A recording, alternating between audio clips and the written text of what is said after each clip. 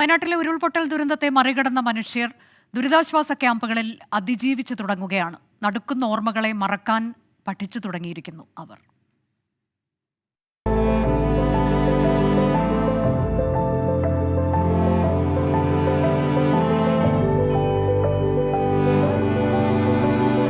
കഥനപ്പെരുങ്കടൽ താണ്ടിയ മനുഷ്യർ, പലതരം ദുരിതപർവങ്ങൾ, ഉള്ളുപിടയുന്ന നൊമ്പരങ്ങൾ.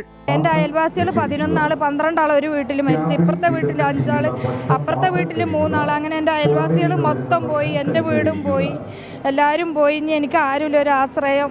കാണാതായ സഹോദരങ്ങളെ പലയിടത്തായി തിരഞ്ഞ് ഒടുവിൽ മേപ്പാടിയിലെ ദുരിതാശ്വാസ ക്യാമ്പിലെത്തിയ ബീഹാർ സ്വദേശിയായ രവികുമാർ പാസ്വാൻ. തേയില ഫാക്ടറിയിൽ തൊഴിലാളികളായ ഇവരുടെ 2 സഹോദരങ്ങളെയും സഹോദരന്റെ കുട്ടിയെയുമാണ് കാണാതായത്. अभी तक 2 आदमी का जिंदा मिला, एक आदमी का बॉडी मिला जिसका नाम है फूल कुमारी देवी, और 3 आदमी का अभी तक सर पता नहीं है, जिसका नाम है रंजीत कुमार पासवान, साधु पासवान और बिजनेस पासवान. जो साधु पासवान और रंजीत पासवान वो बिहार वैशाली जिला का रहने वाला है.